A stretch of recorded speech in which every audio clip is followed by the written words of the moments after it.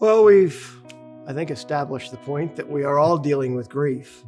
We are all feeling a sense of loss. Something's almost incompleteness. Something's missing. And we struggle to figure out what that is, who that is, and how that impacts us. And I guess my question for this segment then is, how do we help others in that situation when I'm right there with them? And there's a point where I think, okay, that's a good thing because I identify with them, but is it really good because I'm hampered in my responses? I'm not sure how to deal with that.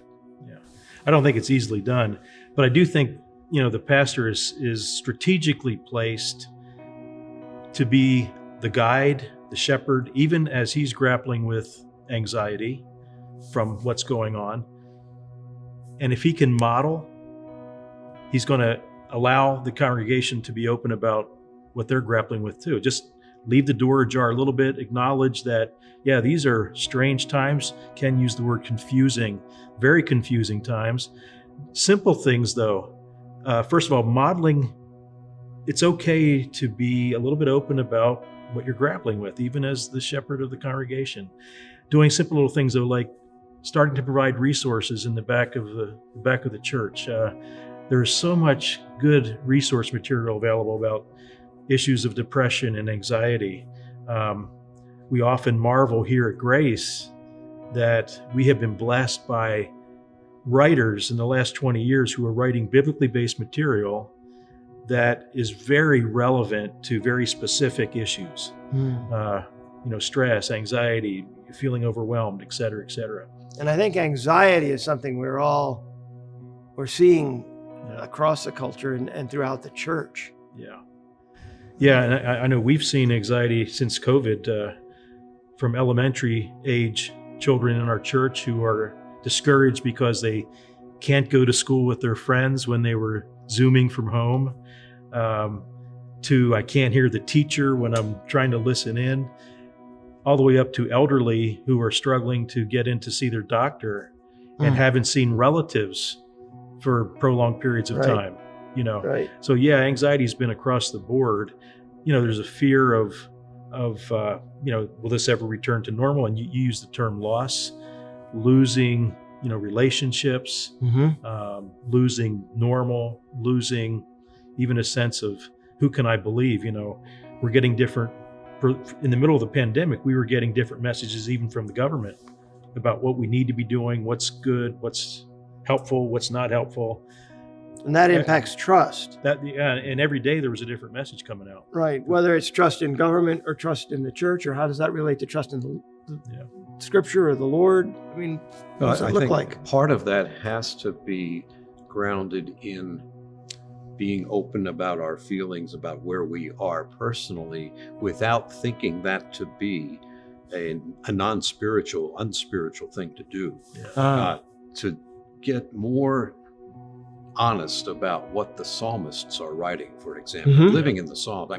Whatever the emotion, there's a psalm for that, in a sense, and including anxiety, especially anger.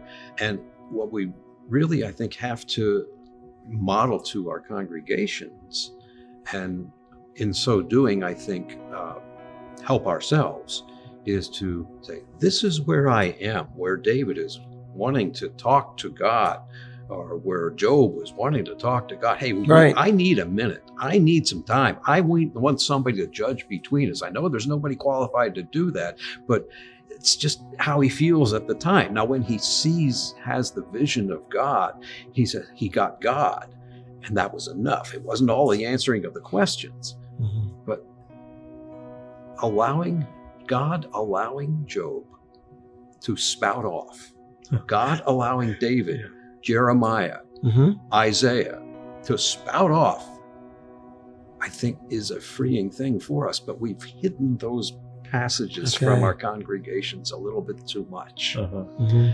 I'm just having this conversation is giving me the impetus to develop a sermon. Said, if I could talk to God right now and express from my own heart the frustrations about the way the world seems to be going and how he doesn't seem to be stepping in as quickly and as forcefully as I would think he ought to do. As I want him to anyway. Exactly. That's right. Exactly. Yeah.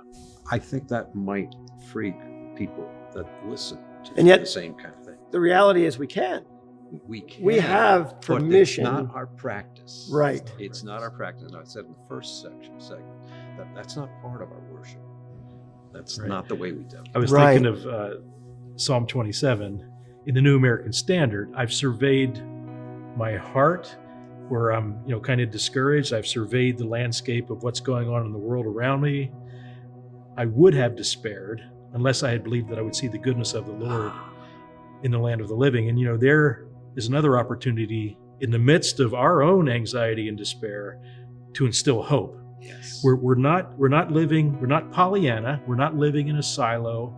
We don't have our head in the sand. We're very much aware of the pandemic. We're very much aware of the impact. We're acknowledging this is a broken world, but we're also saying there's hope in the midst of this broken world. I like how you said that, Ken. So, Scripture, we're told to bear each other's burdens. It is possible to do that even when we have a burden. I'm not saying it's easy. Is that a question? How can the congregation help us to bear ours if they don't know it? Yeah. If we Right. try to hide it. Yeah. Well, and some of that starts obviously with prayer, soliciting prayer.